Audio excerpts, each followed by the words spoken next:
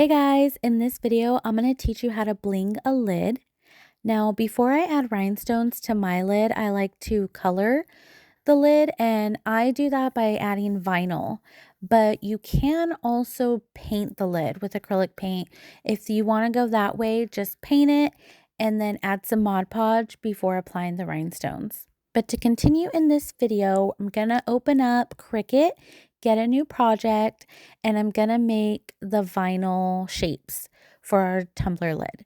So I'm going to use the rectangle here and put the measurements to 0.25 width and then 12.5 length. That rectangle vinyl is going to be for the edge of the tumbler lid because I do want rhinestones along that edge, not just on top. Then next, I'm going to add in 2 circles, and these are going to be for the lid. Now, most tumbler lids are going to be 3.75 by 3.75. So I'm going to size one of my circles that size. Again, 3.75 by 3.75. And then the second hole I'm going to use to splice out the hole in the middle of the tumbler lid. And so for a standard tumbler lid, kind of like the Starbucks tumblers, that inside hole for the straw is 0.37 by 0.37. Now, other tumbler lids might be different sizes, have a different size hole for the straw. So you'll want to measure before you actually create this vinyl. And then so what I'm going to do in order to splice, I'm going to center align both of the circles, splice it, and then delete the middle circle. So I'm left with my template to cut. I'm going to go through the motions in Cricut Design Space here and actually cut the vinyl on the Cricut machine. Here I'm going to use my Cricut Maker 3 to do the cutting, and for the vinyl, I always use permanent vinyl.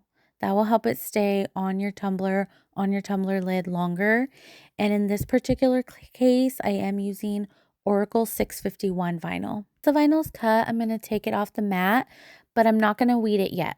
Before weeding it, I'm actually going to take some sandpaper, really fine sandpaper, and sand this before weeding.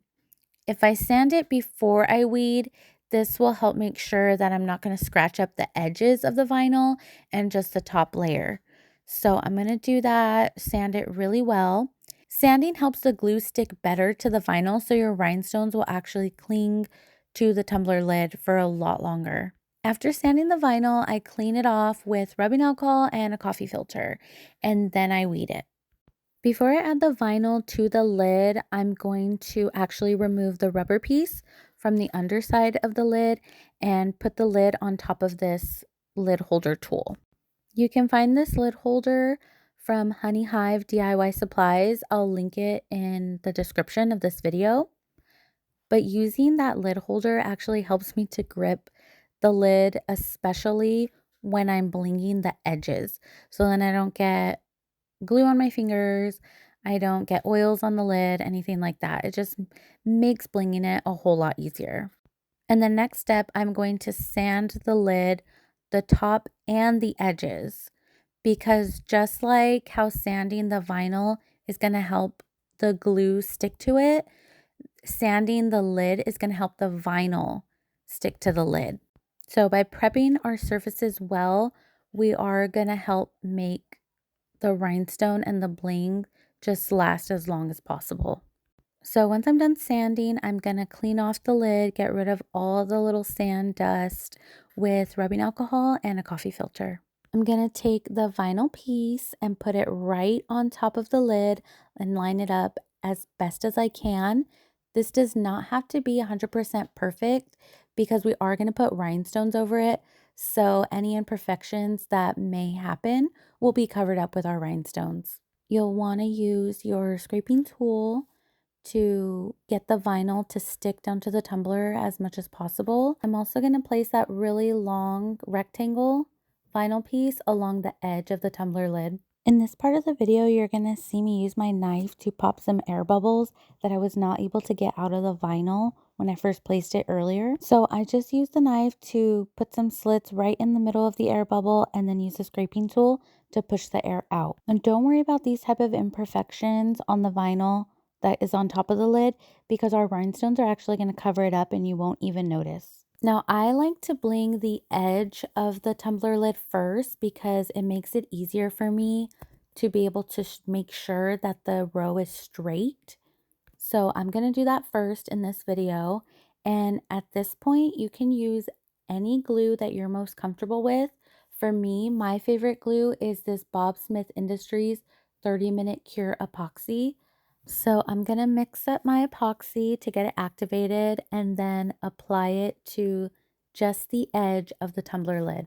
The way that I start blinging the lid is by using the lid holder to hold the lid upside down, and I will eventually put it on top of this piece of wax paper, and that's so that the glue doesn't stick to my table surface, and also so no dust or glitter or any residue gets stuck to the glue. I'll use size 5 mm resin rhinestones along the edge of the lid. If I'm using glass rhinestones, then the sizing is going to be SS20. So I start applying the rhinestones, and as I'm placing them on the edge of the lid, I'm also pushing them down towards the table. I'm going to go all the way around the tumbler lid, placing one rhinestone at a time and pushing them down towards the table. But then I'm also going to go around a second time once all the rhinestones are placed and again push them down towards the table just to make sure again that they are perfectly lined up. After that one row of rhinestones is placed along the edge of the lid, I'm not going to lift the lid up at all. I'm going to leave it in this place until the glue has completely cured. So just look at your glue packaging and see what the instructions say on how long it takes to cure. Do not move it before that because if you do, you could potentially move the rhinestones and then by the time they do dry, they could dry crooked. Okay, so I came back to my lid later once the glue is completely cured. I know those rhinestones on the edge of the lid are not going anywhere. So I'm going to mix up some more Bob Smith Industries 30-minute cure epoxy because that's the kind of glue I like. And I'm going to apply it all along the top of the lid. I'm only going to use 2 sizes of rhinestones on the top of this lid. And when using resin rhinestones, those sizes are going to be 5 mm and 4 mm.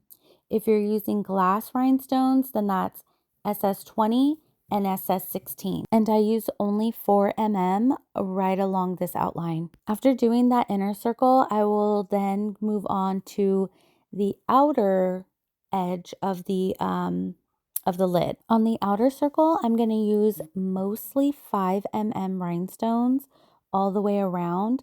For this particular tumbler, all 5 mm are not going to fit. There is going to be one small gap left at the end where I'll actually have to fit a 4 mm. After doing the outer circle, I like to make one row of rhinestones that connect the outer circle to the inner circle.